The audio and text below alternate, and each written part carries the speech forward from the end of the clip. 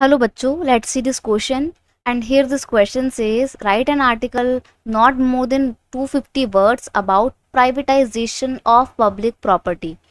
Question में आपसे बोला गया है कि आपको 250 वर्ड्स की वर्ड लिमिट दे रखी है, इसको एक्सीड नहीं करना है। 250 वर्ड्स तक का आपको प्राइवेटाइजेशन ऑफ पब्लिक प्रॉपर्टी पर आर्टिकल लिखना है। देखो प्राइवेटाइजेशन क्या होता है, जब गवर्नमेंट अपने ऑर्गेनाइजेशन को या कोई भी ऐसी ऑर्गेनाइजेशन कैसा कोई भी ऐसा इंस्टीट्यूशन जो पहले पब्लिक हुआ करता था जिस पे गवर्नमेंट का कंट्रोल होता था उसको बेच देना ही प्राइवेटाइजेशन कहलाता है। The conversion of government sector into private sector is term as privatisation. जब गवर्नमेंट सेक्टर प्राइवेट सेक्टर में कन्वर्ट हो जाता है तो इस कन्वर्जन को ही हम एक टर्म देते हैं, वो टर्म है प्राइवेटाइजेशन।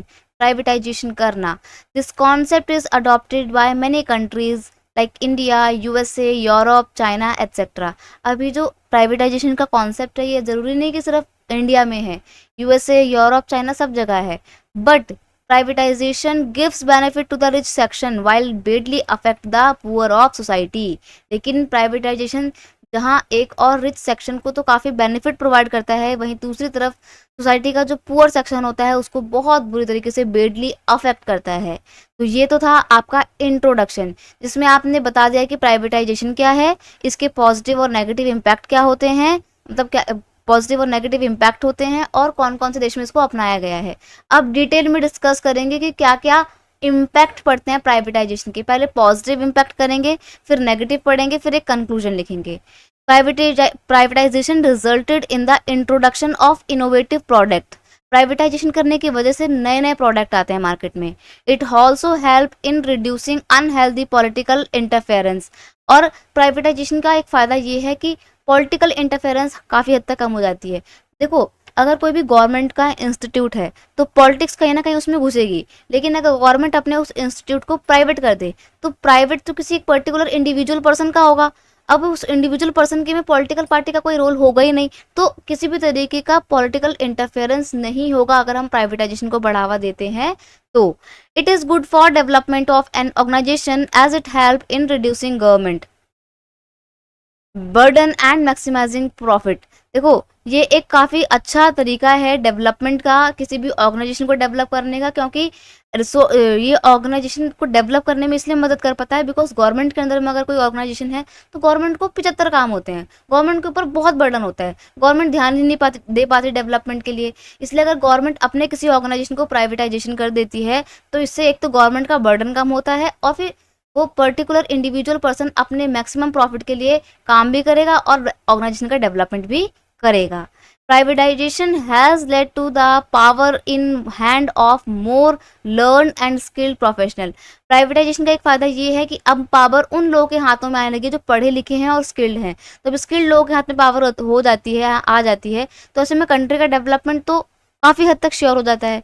अपार्ट फ्रॉम एडवांटेजेस, लेकिन अब सिर्फ एडवांटेजेस नहीं है, इसके एडवांटेजेस के अलावा privatisation does have some negative impact on the countries. इसके कुछ नेगेटिव या नकारात्मक प्रभाव भी हैं। Private sector are free to make rule और increase the prices by leaving no option for the people. कई बार क्या होता है, आपने किसी ऑर्गेनाइजेशन को प्राइवेटाइजेशन कर दिया है, अब वो ऑर्गेनाइजेशन जिन भी चीज़ों को बनाती है, जिन भी प्रोडक्ट को बनाती है, उन प्रोडक्ट की डिमांड वो ऑर्गेनाइजेशन खुद डिसाइड करेगी, गवर्नमेंट का कोई रोल नहीं होगा। तो ऐसे में वो सेक्टर या वो ऑर्गेनाइजेशन जितना रेट डिसाइड करेगी जनता को उसी रेट पे खरीदना पड़ेगा, लोग नेगोशिएट कर ही नहीं सकते हैं, राइट। तो इस तरीके से जो गरीब लोग हैं वो बड़े अफेक्ट होते हैं। Due to privatisation companies require highly skilled labour. अब जब से प्राइवेटाइजेशन हुआ है ना, तब से हमारे सोसाइटी के जो गरीब, जो कम पढ़े लिखे लोग हैं, उनको जॉब मिलना मुश्किल हो गया है, क्योंकि अब हर कंपनी वाले हाई स्किल्ड लेबर चाहते हैं। The led to unemployment of large section of society. और इस तरीके से हमारी सोसाइटी का एक बहुत बड़ा सेक्शन जो है आज भी अनएम्प्लॉयड बना हुआ है। यहाँ पर ये जो है दिस है, ये this led to unemployment of large section of society. हमारी सोसाइटी का एक बहुत बड़ा सा आज भी इस वजह से अनएम्प्लॉयड है। Transparency is missing in privatisation. Privatisation का एक नेगेटिव पॉइंट ये है कि प्राइवेटाइजेशन में ना ट्रांसपेरेंसी नहीं होती है, बिल्कुल भी ट्रांसपेरेंसी नहीं होती है। आप निष्पक्षता को नहीं आप नहीं जान सकते कि उस प्राइवेट ऑर्गेनाइजेशन के अंदर क्या हो रहा है। पब्लिक होता है तो आप आरटीआई लगा के जान भी सकते हो, लेकिन प्राइवेट में आप कुछ भी जान नहीं सकते हो।